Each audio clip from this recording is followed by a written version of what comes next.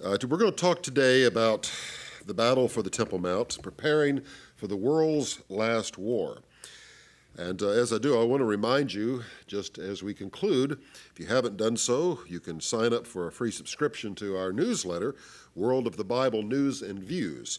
And that can come to you online through email. Color version would do that, or we can mail it out to you as well, and just sign up at our book table.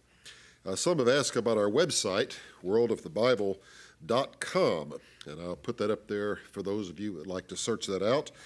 We have Bible studies there that you can download, all kinds of things that I've written, online catalog of all our materials, a lot that were not here at the conference, tour information and conference schedules and newsletter archive of back issues, and then things on archaeology, many other subjects there for your help.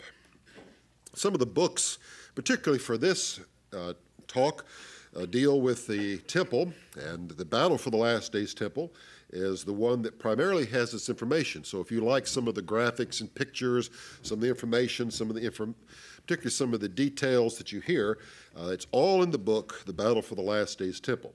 And that book in particular, people have asked me what would be a good book to hand out to someone who is just beginning.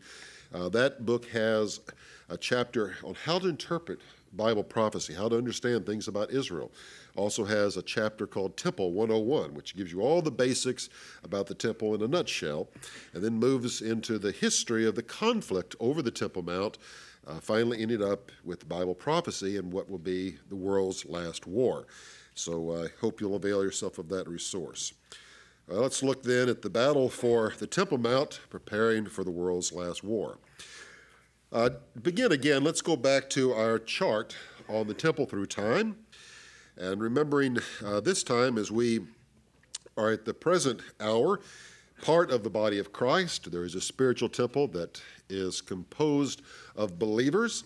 The reason it's called a temple is because just as in the past, the presence of God indwelt a physical temple, at the present time, the Spirit of God, which of course represents all that God is, because he himself is God, indwells a spiritual temple, that is, the believers individually, that's why it says our body is a temple of the Lord, and therefore we're not to desecrate it, we're not to defile it. At the same time, corporately, all believers as the church are a body of Christ, and therefore a spiritual temple, and therefore our unity must be preserved. That's why we must, as it were, contend, not against the faithful, but earnestly for the faith, as the book of Jude tells us. And as we do that, I think it's very important to preserve the unity of the faith. If there are people who are in a congregation, they don't like something, I think it behooves them, after making their grievances known in a proper way to the leaders and authorities, and doing that in a biblical and very respectful way. If they still are not satisfied with that, they should move on, find another place to worship where they feel they can honor their convictions and serve the Lord, and let God deal with his church in his way. That's what He's the head of it, and so he should be the one to exercise authority properly. And in doing that, then we realize that one day God is going to take his church to himself, and he's going to deal with it at the Bema seat. And when that happens, he's going to renew his program with Israel, and as part of that program, there is going to be, again, the rebuilding of a temple.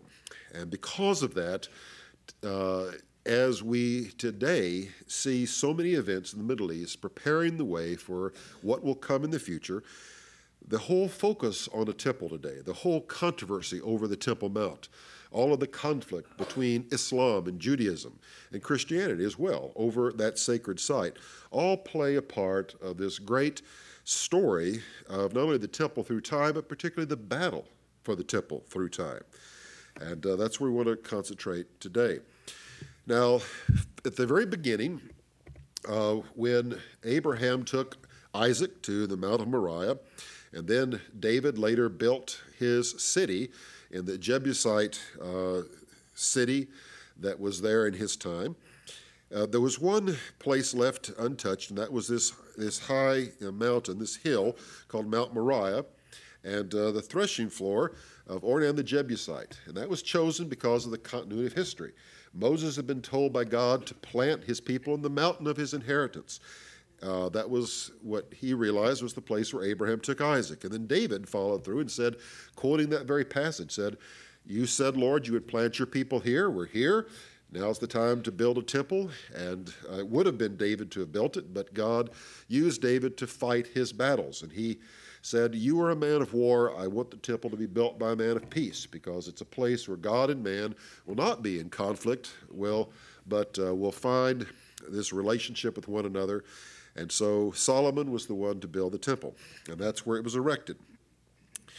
Moving ahead, we see that nothing but conflict resulted as a result of man's sin. Since this temple symbolized God and his holiness, therefore man and his violation of that holiness meant that the temple would be subject to attack and subject to destruction as part of the penalties that were given in the Mosaic law. And ultimately, we come to the time of Jesus and the rejection of Jesus as Messiah. And again, the temple suffers the fate of Israel's national rejection. And it fell then to the Romans. So after that time, most of us really don't know the history of the site. And that's what I want to tell you about. As you know, the Roman Empire then held dominance over this part of the country. It developed, though, by the time of the 4th century. The Christian values, the Rome adopted Christianity as the state religion, for better or for worse. And as a result, then Jerusalem in particular became part of Roman Christianity, became a focal point of it. One of the things that was done was create a road system, which you see here in the picture. They were actually the central roads cutting through the city that took people from the Damascus Gate all the way through the city to the Nia Church on one end and the Church of the Holy Sepulchre right in the picture here. But it bypassed, in every case, this eastern part of the city where the Temple Mount had stood. And the Temple Mount, of course, had been destroyed, all the buildings and structures there, and it was left purposely desolate during this period of time, so that all who went by on these great thoroughfares would see its desolation. And remember the words of Jesus that the house of the Jews were left to them desolate. Because of a type of view in Christianity that developed as it separated from Judaism, viewing itself as a replacement for not only Judaism, but also for Israel, the temple became the focal point of that kind of, shall we say, word is polemic. It's kind of a spiritual attack, an idea in words and thoughts, attacking the concept that Judaism had any abiding validity, or that one day Israel would be resurrected and restored.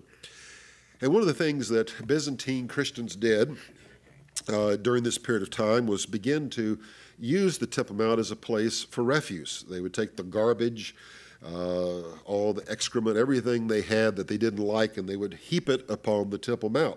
So that eventually in time it became completely covered with this, and the gate that led to it became known as the Dung Gate. And that's the name for that entrance to the Temple Mount today. By the time Islam comes onto the picture, here's of course that desolate Temple Mount. Caliph Omar finds the Temple Mount in that condition. He believes that David and Solomon both are prophets of Islam. They are both important figures. Abraham, of course, had come to the site with Ishmael, according to the Quran, rather than Isaac. And that made it prominent in Islam, and so wanted to preserve the site for Islam.